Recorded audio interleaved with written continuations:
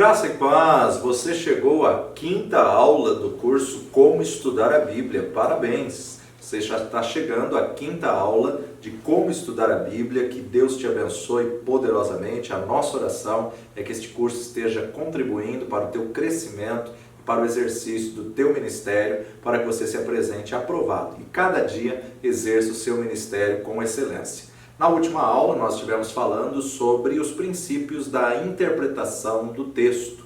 Você, quando pega um texto bíblico, você sempre tem que ter um contexto imediato, uma interpretação imediata, um contexto próximo e o contexto geral. Além disso, é sempre importante você perguntar ao texto: quem que está falando? Quem que está falando? Porque a Bíblia é a palavra de Deus, mas nós temos que entender que tem falas de reis, falas de homens, falas de profetas, falas de inimigos e falas até de Satanás. Então você sempre precisa perguntar ao próprio texto. Uma das regras da hermenêutica. A Bíblia por si mesma ela se interpreta, a Bíblia por si mesma ela se explica. Então sempre pergunte ao texto: quem está falando? Em segundo lugar, a quem está falando?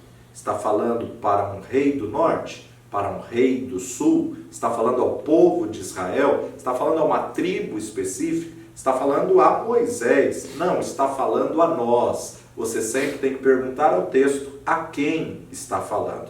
Em terceiro lugar, o que está falando? Identifica no texto qual é a mensagem.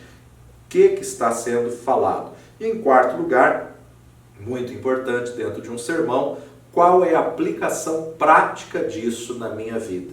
O que eu posso trazer isso para a nossa realidade? Para poder te ajudar na interpretação do texto, nós temos que observar aí os recursos literários. Nossa aula hoje vamos trabalhar um pouquinho sobre os recursos literários ou a análise morfológica, que muitas vezes você fugia aí da língua portuguesa, das aulas de português, que você possa mergulhar nessa excelência da palavra de Deus e possa ver a riqueza que essa palavra tem. Falando sobre recursos literários, nós temos que entender que os recursos literários são divididos por grupos literários. E existem alguns grupos mais importantes usados na composição do texto sagrado, que é o que nós vamos abordar. Não vamos pegar todos os recursos literários, mas apenas alguns. Um deles, por exemplo, é a comparação e contraste. O que significa comparação e contraste? Comparação e contraste é quando o texto bíblico envolve ou associa duas ou mais coisas iguais ou parecidas. Faz uma comparação ou faz um contraste. Às vezes, essa comparação é identificada pela palavra como, tal como, né? Então, só esse termo como aparece na Bíblia 3.771 vezes. Não significa que todas elas são comparação, mas como aparece 3.771 vezes.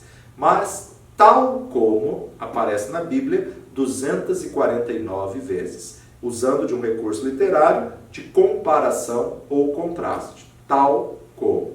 O termo igual aparece na Bíblia 26 vezes. 26 vezes. Então esses três termos, como, tal como ou igual, eles darão a pista de que duas ou mais coisas similares estão sendo comparadas. Quando você vir isto no decorrer do estudo bíblico, você saberá que o autor está dando ênfase à similaridade. Então vamos num exemplo de 1 Samuel, capítulo 13, versículo 5.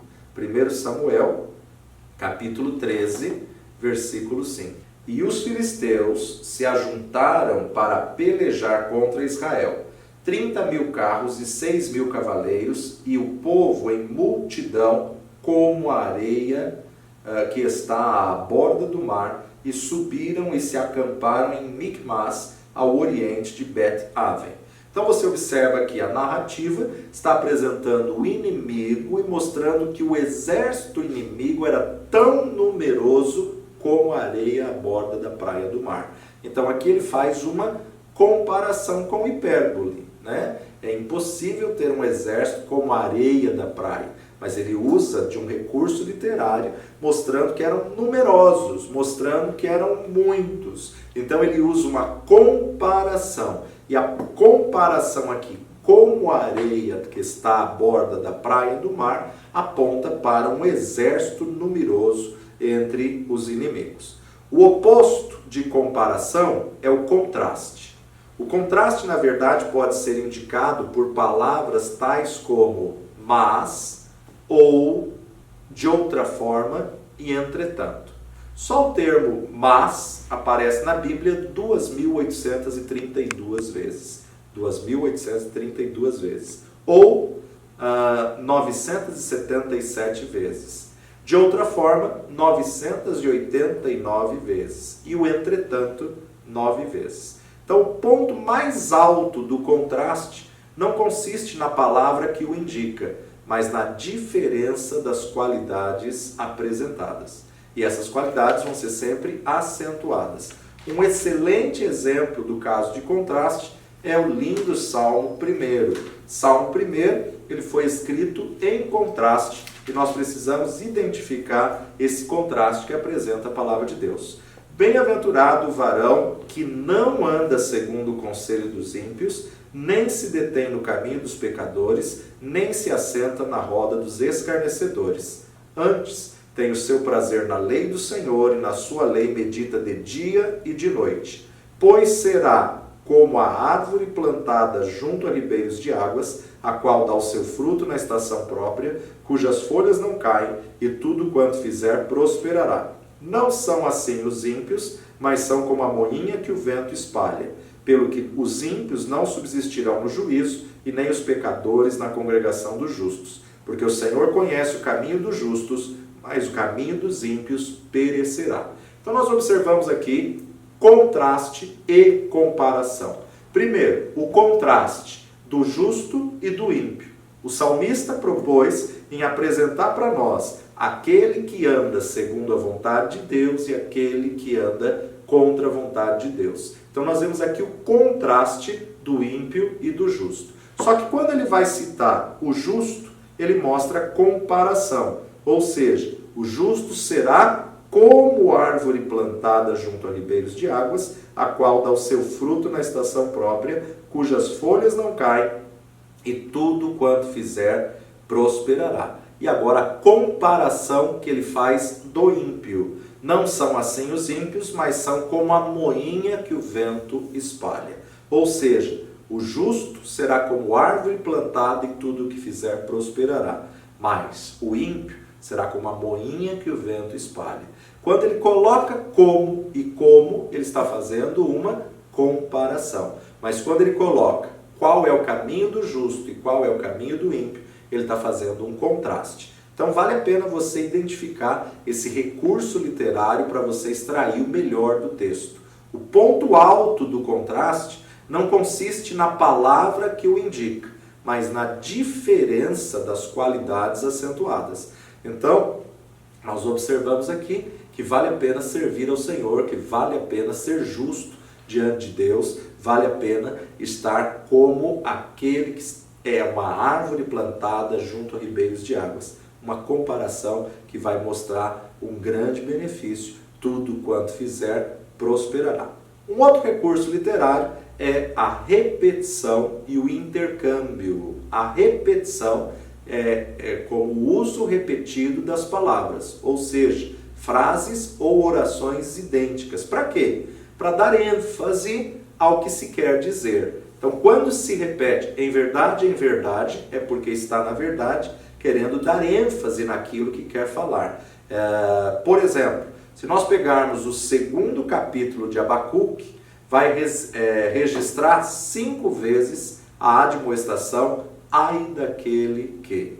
O 2º capítulo de Abacuque, ele vai mostrar 5 ais. Então, é na verdade um capítulo de alerta. Um capítulo aí que nós temos que prestar atenção. Por outro lado, no capítulo 23 do Evangelho de Mateus, nós encontramos repetidas vezes a palavra ai de vós, escribas e fariseus hipócritas. Ai de vós, escribas e fariseus hipócritas. Essa repetição reforça a ideia e dá unidade de pensamento à passagem. Já o intercâmbio é um tipo especial de repetição, no qual um padrão se alterna e é repetido. O exemplo disso é o capítulo 1 e o capítulo 2 de Lucas, em que nós encontramos o intercâmbio e a alternação entre os anúncios do nascimento de João Batista e os anúncios do nascimento de Jesus. Agora, você sabe que Lucas era médico, era historiador, e um médico registrar que Jesus nasceu de uma virgem colocava em risco a sua formação, colocava em risco exatamente aonde ele estudou. Então ele tem que colocar na narrativa. Para os homens isso pode ser impossível, mas não para Deus, porque para Deus todas as coisas são possíveis. O importante nós observarmos é que o intercâmbio, ou seja, a repetição alternada, mostrando dois nascimentos, o nascimento do precursor, João Batista, e o nascimento do Salvador, Jesus. Esse intercâmbio que vai abordar, ele vai ser o capítulo, não um versículo em si, mas todo o capítulo 1 e 2. Então, quando você pega o capítulo 1 do Evangelho de Lucas com 80 versículos, ele tem alguns subtítulos. Prefácio, anúncio do nascimento de João, o anúncio do nascimento de Jesus, Maria visita Isabel, o cântico de Maria, o nascimento de João Batista, o cântico de Zacarias e o nascimento de Jesus. Então olha só o intercâmbio que Lucas costurou na descrição do texto. Capítulo 1, ele mostra o anúncio do nascimento de João Batista, o anúncio do nascimento de Jesus. Ainda no capítulo 1, ele mostra o nascimento de João Batista e capítulo 2, o nascimento de Jesus. Então ele faz uma repetição de um contexto, não de uma palavra, de um contexto, que isso é chamado na literatura de intercâmbio. A repetição de uma mesma ideia num contexto alternado. João Batista precursor, Jesus o Salvador. Então o uso do intercâmbio reforça a ideia da comparação e também apresenta o contraste. A Bíblia evidencia isso de uma forma muito tremenda, e uma Bíblia que explora melhor essa parte desse recurso literário é a Bíblia Palavra-Chave, que vai reforçar esse intercâmbio de comparação e contraste. Um outro recurso literário que a gente também encontra nos textos bíblicos é a gradação e continuação. A gradação, ela ocorre em passagens em que se repete o uso dos termos mais ou menos, iguais, e o aumento ou a diminuição sucessiva progressivamente. Então vamos comigo para Amós capítulo 1, versículo 6. Livro do profeta Amós, profeta menor, capítulo 1, versículo 6. Assim diz o Senhor: por 3 transgressões de Gaza e por 4 não retirarei o castigo, porque levantaram em cativeiro todos os cativos para os entregarem a Edom. Agora vira uma página e vai para o capítulo 2, versículo 6. Assim diz o Senhor: por 3 transgressões de Israel e por 4 não retirarei o castigo, porque vendem o justo por dinheiro e o necessitado por um par de sapatos. Então você observa que o escritor, ele começa da mesma forma: assim diz o Senhor, por 3 transgressões de Gaza e por 4, mas ele muda o complemento. Isso é uma característica da gradação. A gradação é uma sentença repetida. Assim diz o Senhor, por 3 transgressões e por 4 não suscitarei o castigo. A mesma sentença é repetida tanto em Gaza, quanto em Tiro, quanto em Amon, quanto em Moabe, quanto em Judá e finalmente em Israel. Então a mesma sentença, ela vem para Gaza, Tiro, Amon, Moabe, Judá e finalmente Israel. O aumento da mensagem é que a condenação vai chegando cada vez mais perto de Israel. Deus começou julgando as nações mais distantes até chegar em Israel. Então, o povo pelo qual Deus tem um interesse muito especial também será julgado, assim como as demais nações. Essa gradação é demonstrada no livro do profeta Amós. Por outro lado, a continuação, ela envolve uma prolongada apresentação de um tema particular. Uma prolongada apresentação. Ou seja, depois de introduzir o tema, vem o desenvolvimento. Estudando a poesia hebraica, a estrutura da poesia hebraica, nós sabemos que os salmos, eles não se preocupavam com a rima, com a métrica da rima. Então nós vemos a continuação, estava muito ligada ao tema do salmo, ou seja, estava ligado ao paralelismo sintético, onde o pensamento de um verso da poesia prossegue no verso seguinte ou é elaborado sobre ele. O uso desse recurso, ele é muito claro também nas passagens de Jonas, capítulo 1, versículo 3. Livro do profeta Jonas, capítulo 1, 3. E Jonas se levantou para fugir diante da face do Senhor para Tarsis. E descendo a Jope, achou um navio que ia para Tarsis, pagou, pois, a sua passagem e desceu para dentro dele, para ir com eles para Tarsis, de diante da face do Senhor. Então nós observamos aqui, nesse texto de Jonas, uma prolongada apresentação, que dá até para você desenvolver um sermão, né? Jonas levantou-se para fugir da presença do Senhor. Então ele levanta para fugir. E quando ele começa a fuga, você vai ver que o texto aborda 4 descidas. Ele desce para a cidade, da cidade ele desce para o navio, do navio ele desce para o fundo do navio e do fundo do navio ele desce para o fundo do mar. Porque toda vez que o homem foge da presença do Senhor, ele só desce. Então uma mensagem que está exatamente na continuação. Uma mensagem que pode ser explorada através de um recurso literário, de uma gradação da continuação, apresenta a prolongada apresentação do tema. Jonas decidiu sair da presença do Senhor. E saindo da presença do Senhor, o próprio texto mostra em mensagem subliminar que ele desceu, desceu, desceu e desceu, porque é o que acontece quando a pessoa sai da presença do Senhor. Ao invés de ir para onde Deus tinha ordenado, ele na verdade pagou. Muitas pessoas estão pagando um preço caro para fugir da presença do Senhor. E aí então tem um grande prejuízo. E o pior é que não traz um prejuízo só para si. Todos aqueles que estavam no navio tiveram um tremendo prejuízo, tendo que jogar as suas cargas para fora do navio. Então ele pega um navio que ia para o oposto.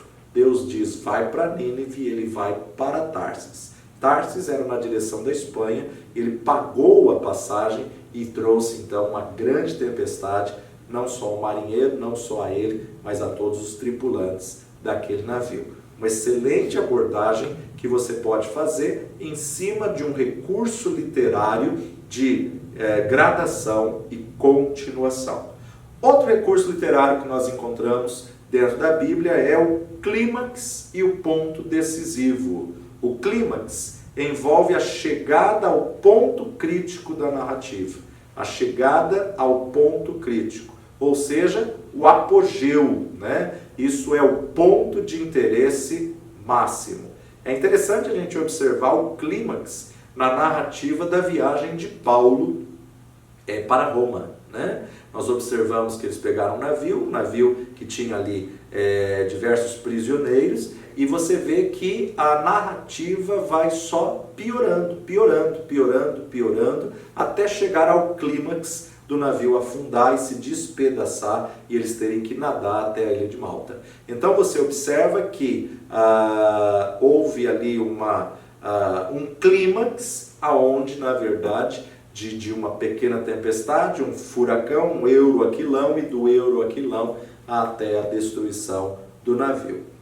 Outro clímax que a gente pode identificar, ou ponto culminante, ou auge, ou apogeu, é também a narrativa do povo de Israel do Egito, né? A saída do povo de Israel do Egito. O autor constrói, partindo de um ponto de interesse, a importância do menor ao maior, e então apresenta um pequeno período, no caso ali as 10 pragas, né? Que vai apontando, culminando para o clímax na 10ª praga, a morte de todo primogênito. Em toda a casa egípcia houve luto naquela noite, mas na casa do povo de Deus houve um substituto, um cordeiro que morreu no lugar do primogênito. Então, um clímax aonde vai levar a um ponto decisivo, que foi a situação justamente que fez com que Faraó dissesse: tira esse povo do Egito, some daqui, mesmo que depois ele venha se arrepender e já mande os seus soldados atrás de Moisés com todo o povo. Então o autor constrói, partindo de um ponto de interesse, a importância de menor ao maior, e então apresenta um pequeno período já para o fim, no qual as coisas são combinadas. A tensão relaxa e a pessoa percebe como tudo vai acabar. O clímax é o ponto ápice, o ponto auge, o apogeu do ponto crítico. Êxodo é um tremendo exemplo de clímax. Nós podemos constatar a ocorrência do clímax acentuadamente também no capítulo 40. Acompanha comigo, Êxodo 40, versículo 34 e 35. A nuvem cobre o tabernáculo. Então a nuvem cobriu a tenda da congregação, e a glória do Senhor encheu o tabernáculo, de maneira que Moisés não podia entrar na tenda da congregação, porquanto a nuvem ficava sobre ela, e a glória do Senhor enchia o tabernáculo. Depois da narrativa da partida de Israel do Egito, o recebimento da lei, as instruções, dos detalhes do tabernáculo, finalmente a nuvem de glória cobre a congregação de Israel. A presença deslumbrante do Senhor encheu toda a casa do Senhor, o tabernáculo. Esse é o clímax do livro de Êxodo.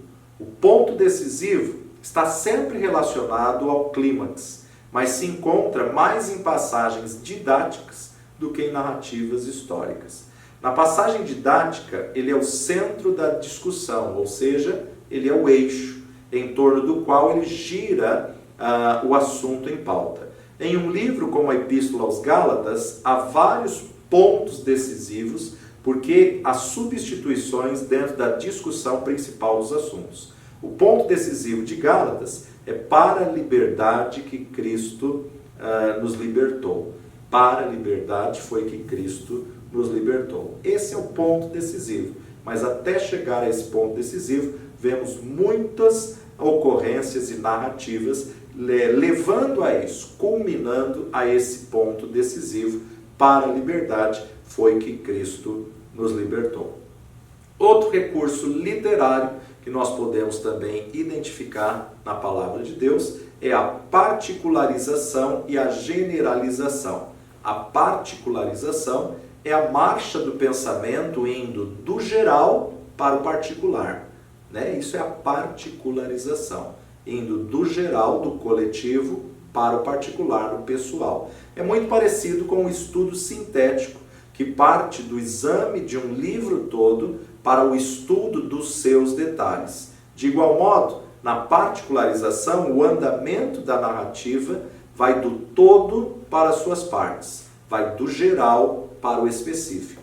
Em outras palavras, nós podemos ter a generalização do tipo: porque todos pecaram e destituídos estão da glória de Deus. Agora, se o fulano pecou ou se eu pequei, tudo volta ao específico. Isto é particularização.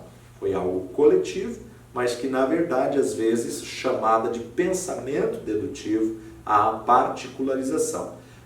Também podemos ver a questão da particularização na situação em Josué do julgamento de Acã. Né? Primeiro vai do coletivo à tribo, da tribo à aldeia, da aldeia à família, da família ao pai de família, do pai de família a Acã. Particularização.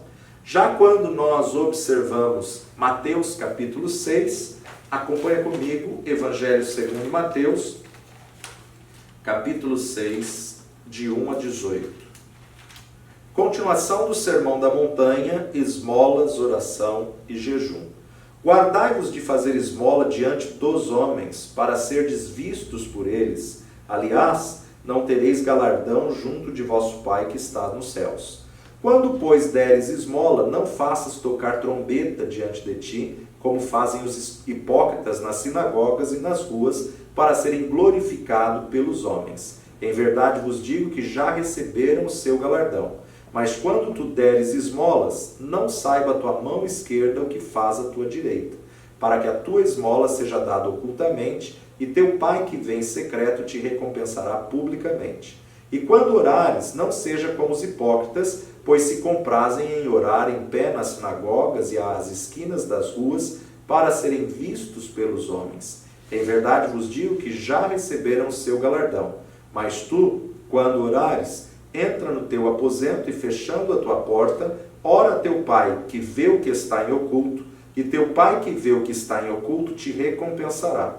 E orando, não useis de vãs repetições como os gentios, que pensam que por muito falarem serão ouvidos. Não vos assemelheis, pois, a eles, porque vosso Pai sabe o que vos é necessário antes de vós lhe pedirdes. Portanto, vós orareis assim: Pai nosso que estás nos céus, santificado seja o teu nome, venha o teu reino, seja feita a tua vontade, tanto na terra como no céu. O pão nosso de cada dia dá-nos hoje, perdoa-nos as nossas dívidas, assim como nós perdoamos aos nossos devedores. E não nos induzas à tentação, mas livra-nos do mal, porque teu é o reino e o poder e a glória para sempre. Amém. Porque se perdoardes aos homens as suas ofensas, também vosso Pai Celestial vos perdoará a vós. Se, porém, não perdoardes aos homens as suas ofensas, também vosso Pai vos não perdoará as vossas ofensas. E quando jejuardes, não vos mostreis contristados como os hipócritas, porque desfiguram o rosto, para que aos homens pareça que jejuam. Em verdade vos digo que já receberam o seu galardão. Porém tu, quando jejuares, unge a cabeça e lava o rosto, para não pareceres aos homens que jejuas, mas sim o teu Pai que está em oculto, e teu Pai que vê o que está em oculto te recompensará.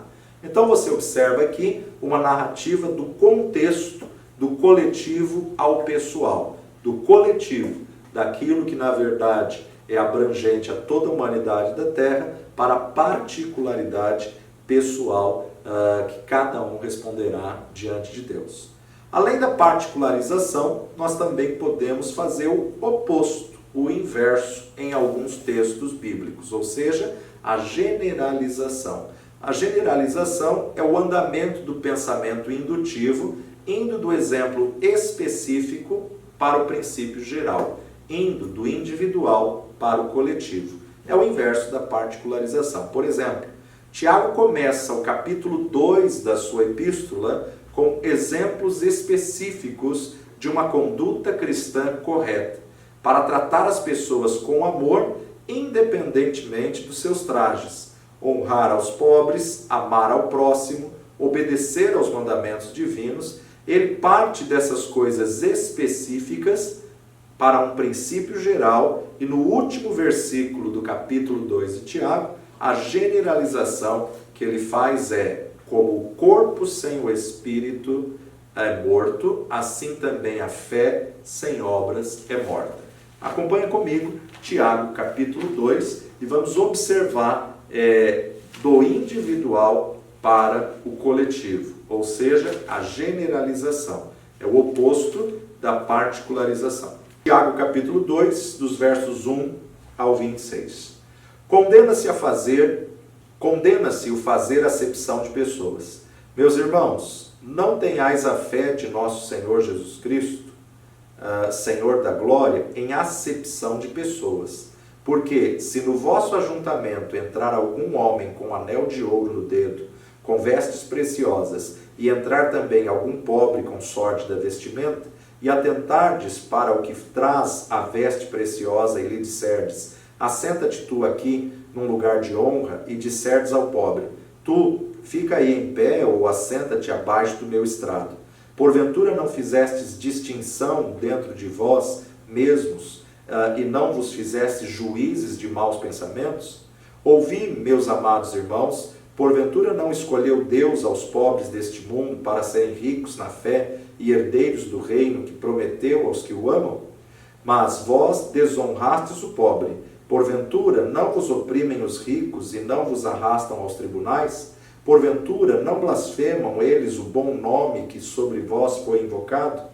Todavia, se cumprirdes conforme a Escritura, a lei real, amarás o teu próximo como a ti mesmo, bem fazeis. Mas, se fazeis acepção de pessoas, cometeis pecado e sois redarguidos pela lei como transgressores. Porque qualquer que guardar toda a lei e tropeçar em um só ponto, tornou-se culpado de todos. Porque aquele que disse, não cometerás adultério, também disse, não matarás. Se tu, pois, não cometeres adultério, mas matares, estás feito transgressor da lei. Assim falai e assim procedei, como devendo ser julgados pela lei da liberdade.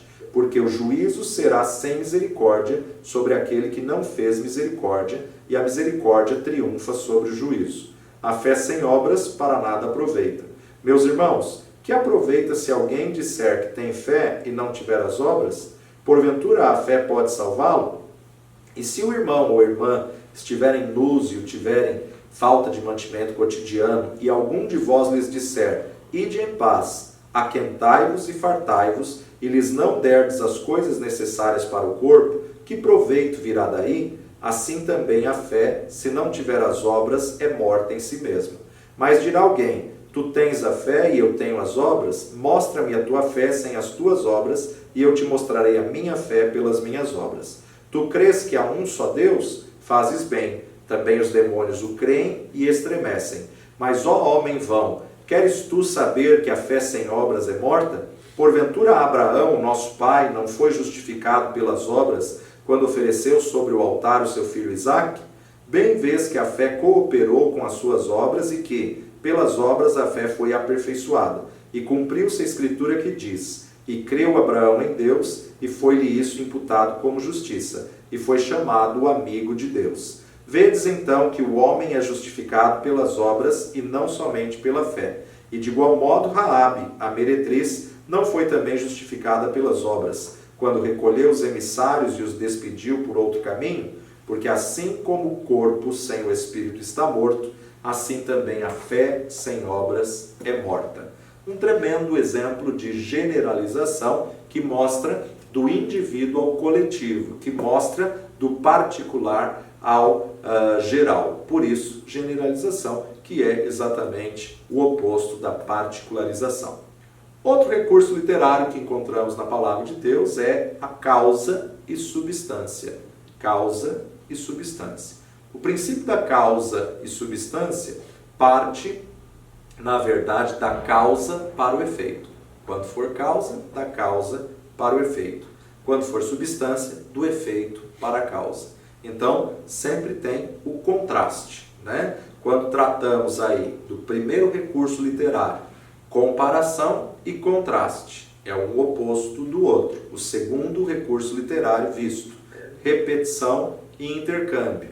A repetição, o uso repetido das palavras, frases ou orações idênticas. O intercâmbio, um tipo de repetição no qual o padrão alterna o que é repetido.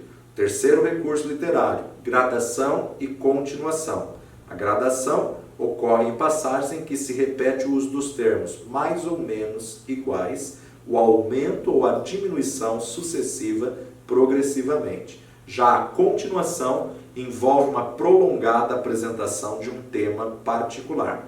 Quarto recurso literário, o clímax e o ponto decisivo. O clímax envolve a chegada do ponto crítico da narração, é o ponto de interesse máximo. E o ponto decisivo está relacionado ao clímax, mas se encontra mais em passagens didáticas do que em narrativas históricas. E particularização e generalização. É a marcha, particularização é a marcha do pensamento indo do geral ao particular. E generalização é o andamento do pensamento indutivo, indo do exemplo específico para o princípio geral. E agora estamos trabalhando sobre causa e substância. O princípio da causa parte da causa para o efeito. Primeiro ele trata o motivo para se fazer algo e depois o efeito, o resultado disso. Esse é o princípio que pode ser visto no livro do profeta Abacuque, capítulo 2, versículo 5. Abacuque, capítulo 2, versículo 5. Tanto mais que, por ser dado ao vinho, é desleal, um homem soberbo que não se contém, que alarga como o sepulcro o seu desejo e como a morte, que não se farta, ajunta a si todas as nações e congrega a si todos os povos. Então, outra tradução nos diz, o arrogante, cuja gananciosa boca se escancara como sepulcro, e como a morte, que não se farta, ela ajunta para si todas as nações e congrega todos os povos. A causa, a ganância. O efeito, a guerra. Outro exemplo de causa, a gente pode encontrar no texto conhecido de Romanos, capítulo 6, versículo 23. Observe o padrão de causa e efeito acontecendo duas vezes no mesmo versículo. Porque o salário do pecado, a causa, o efeito, é a morte. Mas o dom gratuito de Deus, a causa, e o efeito é a vida eterna. Por Cristo Jesus, nosso Senhor. Então, duas vezes nós vemos causa, efeito, causa, efeito. Salário do pecado é a morte, mas o dom gratuito de Deus é a vida eterna. O oposto disso é a substância. Substância é o inverso da causa, ou seja, vai sempre partir do efeito para a causa. Por quê? É uma das palavras-chave no uso desse recurso literário. Se eu digo, meu dedo dói, alguém pergunta por quê? E eu respondo, porque eu queimei. Então essa é uma ilustração simples que dá uma ideia do que queremos ensinar com substância. Tem um resultado, tem uma causa e se pergunta o porquê e aí se descobre o efeito. Outro recurso literário, instrumentação e explanação. Instrumentação e explanação. A instrumentação envolve os meios, artifícios ou instrumentos utilizados para que algo aconteça. As palavras-chave de instrumentação são através de ou por, como na última frase do Evangelho de João, capítulo 14, versículo 6. Evangelho de João, 14, 6. Disse-lhe Jesus, eu sou o caminho, a verdade e a vida, ninguém vem ao Pai, senão por mim. Então a gente vê, o instrumento pelo qual nós chegamos até o Pai é Jesus Cristo. Ninguém vem ao Pai, senão por. Por é a instrumentação. Indica qual é o meio de chegarmos até Deus. E a explanação? A explanação ela esclarece, ela analisa e ela explica. Por exemplo, o Evangelho de Lucas, capítulo 2, versículo 4. Evangelho de Lucas, capítulo 2, versículo 4. E subiu da Galiléia também José, da cidade de Nazaré, à Judéia, à cidade de Davi, chamada Belém, porque era da casa e da família de Davi. Então a explanação, por que ele subiu? Ele subiu porque ele era da casa, da linhagem, da família, ele era descendente de Davi e na verdade o recenseamento tinha saído para todo descendente de Davi. Então a explanação. Outro recurso literário que nós encontramos na palavra de Deus, preparação e sumarização. A preparação é um material introdutório, é um material preliminar, precedendo a sessão ou livro. Por exemplo, Evangelho de Lucas, capítulo 1, de 1 a 4, que é intitulado como prefácio, nós temos a preparação. Tendo, pois, muitos empreendido pôr em ordem a narração dos fatos que entre nós se cumpriram, segundo nos transmitiram os mesmos que os presenciaram desde o princípio e foram ministros da palavra, pareceu-me também a mim conveniente descrevê-los a ti, ó excelentíssimo Teófilo, por sua ordem, havendo-me já informado minuciosamente de tudo desde o princípio, para que conheças a certeza das coisas de que já estás informado. Esse prefácio do livro do Evangelho segundo Lucas, do capítulo 1, dos versículos 1 a 4, é qualificado como preparação. É um material introdutório precedendo o livro ou a sessão. O escritor nos dá aquela pequena introdução preliminar, dizendo qual o seu propósito ao escrever o Evangelho segundo Lucas. Esse é um elemento quase que natural no início de quase todas as epístolas do apóstolo Paulo. Todas as cartas que ele escrevia, ele fazia uma preparação para entrar na carta, ou um prefácio de cada carta. E por outro lado, a sumarização.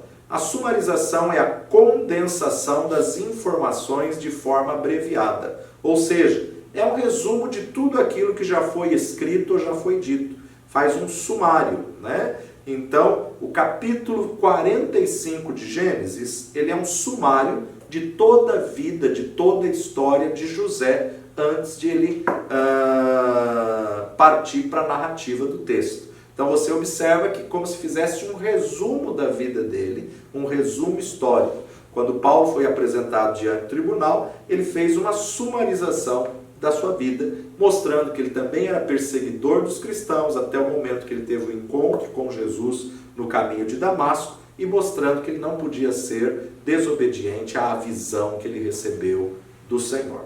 Um outro recurso literário é a interrogação. A interrogação é o ato ou efeito de interrogar. É um interrogatório. Interrogar é o mesmo que fazer perguntas. Às vezes, os escritos sagrados fazem uma pergunta e logo a seguir já nos dão a resposta. Paulo faz isso com frequência na sua forma literária de escrever, né? Um exemplo disso a gente encontra na carta de Paulo aos Romanos, capítulo 3, versículo 31. Esse era um dos estilos literários do apóstolo Paulo. Romanos 3, 31. Anulamos, pois, a lei pela fé? De maneira nenhuma. Antes, estabelecemos a lei. Então você vê que uma das formas de recurso literário do apóstolo Paulo era o interrogatório. Ele perguntava e já expunha a resposta. Não, de maneira nenhuma, antes confirmamos a lei. A Bíblia registra muitos outros exemplos de interrogação que você pode pesquisar e pode encontrar na verdade da palavra de Deus. Para terminarmos, temos mais 6 recursos literários, 7 recursos literários para encerrarmos a nossa aula de hoje. Apóstrofe. Apóstrofe é o procedimento em que o orador ou o escritor se interrompe para se dirigir a seres reais ou fictícios. Seres reais ou fictícios. A Bíblia tem alguns apóstrofes muito interessantes que vale a pena você meditar. Antítese. Antítese é a figura pela qual se opõem duas palavras ou duas ideias. É o contraste e a oposição que forma, no caso, a antítese. Provérbio. Provérbio é uma sentença expressa em poucas palavras e que se tornou um dito popular, um conselho, um ditado, um provérbio. Acróstico. Composição poética em que as letras iniciais reunidas formam verticalmente uma palavra ou uma frase. Sabemos que o Salmo 119 foi escrito num acróstico do alfabeto hebraico antigo, né? As 22 letras do alfabeto hebraico compõem um acróstico, ou seja, Aleph, Bet, Gimel, Dalet, He. Cada sentença dessa é uma letra do alfabeto hebraico, e essa letra do alfabeto hebraico tem 8 versos glorificando a palavra de Deus. Então, Salmo 119 são justamente os 22 letras do alfabeto hebraico antigo, sendo que cada letra tem 8 versículos mostrando o que significa a palavra de Deus numa forma de acróstico. Se fosse para contextualizar o português, seria como se nós falássemos qualidades da palavra de Deus com A, B, C, D, E, F, G até o Z, e em cada letra dessa 8 qualidades da palavra de Deus, é o que forma o acróstico do Salmo 119. Outro recurso literário é a harmonia. A harmonia envolve unidade por acordo ou coerência. Então, numa passagem, um ponto deve concordar com os demais. Isso se chama lei da harmonia, porque na dita passagem, todas as partes dizem a mesma verdade. A escritura inteira é um exemplo de harmonia. Embora escrita por 40 escritores diferentes, em tempos distintos e com formações distintas, tem uma harmonia. E a harmonia pode ser vista claramente em toda a Bíblia, como também nas passagens que apresentam o problema e a resposta como solução. A harmonia apresenta a doença e o remédio, o pecado e o perdão, a promessa e o cumprimento. Paulo também usa desse recurso literário, ainda no capítulo 3 de Romanos, agora dos versículos 21 a 31. A justificação pela fé em Jesus Cristo. Mas agora se manifestou sem a lei a justiça de Deus, tendo testemunho da lei e dos profetas, isto é, a justiça de Deus pela fé em Jesus Cristo, para todos e sobre todos os que creem, porque não há diferença, porque todos pecaram e destituídos estão da glória de Deus, sendo justificados gratuitamente pela sua graça, pela redenção que há em Cristo Jesus, ao qual Deus propôs para a propiciação pela fé no seu sangue, para demonstrar a sua justiça pela remissão dos pecados dantes cometidos sob a paciência de Deus, para a demonstração da sua justiça nesse tempo presente, para que ele seja justo e justificador daquele que tem fé em Jesus. Onde está logo a jactância? É excluída? Por qual lei? Das obras? Não, mas pela lei da fé. Concluímos, pois, que o homem é justificado pela fé, sem as obras da lei. É porventura Deus somente dos judeus? E não o é também dos gentios? Também dos gentios, certamente. Se Deus é um só, que justifica pela fé a circuncisão e, por meio da fé, a incircuncisão. Anulamos, pois, a lei pela fé? De maneira nenhuma, antes estabelecemos a lei. Então nós vemos aqui nessa passagem um exemplo tremendo de harmonia do Antigo para o Novo Testamento, da Antiga Aliança para a Nova Aliança. Essa passagem dá a resposta ou a solução ao problema que Paulo tinha descrito no capítulo 1, versículo 18 da mesma carta de Romanos.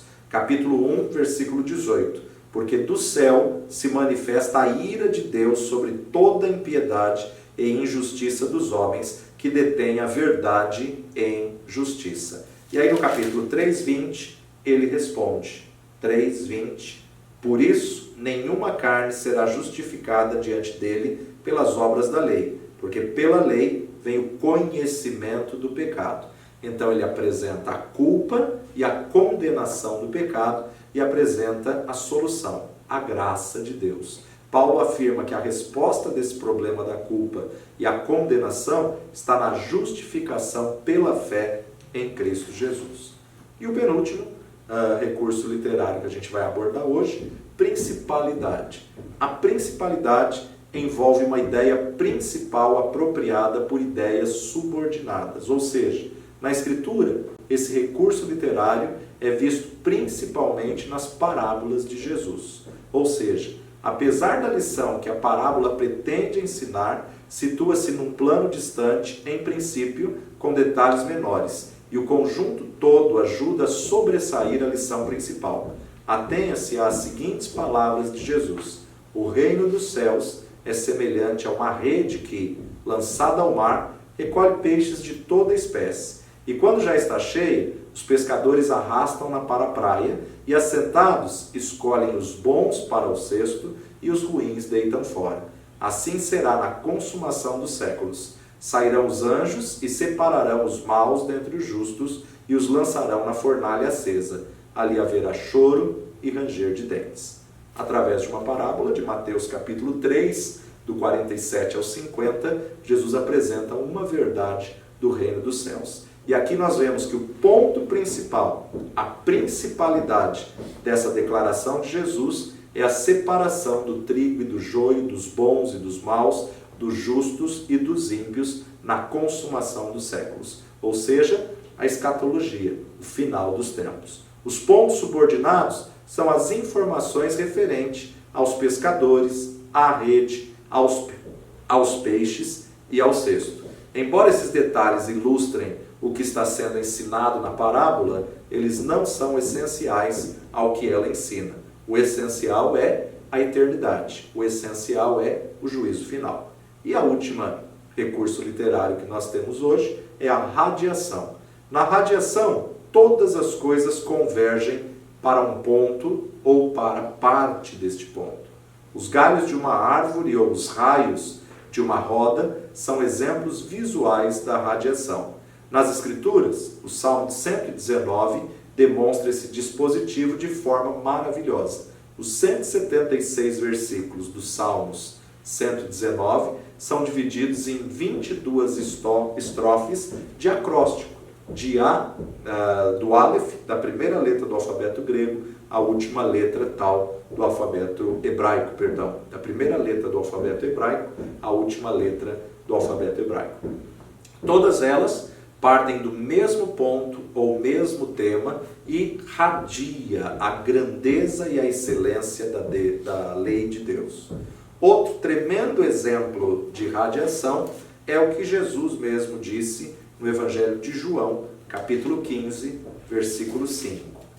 Eu sou a videira, vós as varas. Quem está em mim e eu nele, esse dá muito fruto, porque sem mim nada podereis fazer.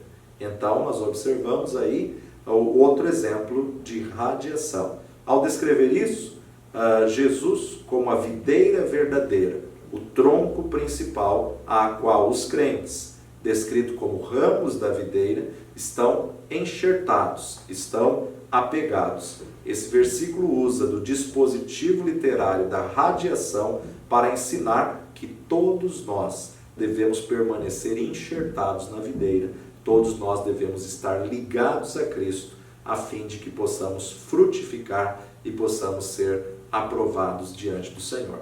Que você possa perseverar nessa verdade e que você possa ouvir essa aula quantas vezes forem necessárias para poder entender um pouquinho dos recursos literários. Na próxima aula, nós estaremos falando sobre figuras de linguagem. Fique conosco, que o Senhor te abençoe, persevere firme até chegar à excelência diante de Deus Todo-Poderoso. Deus te abençoe.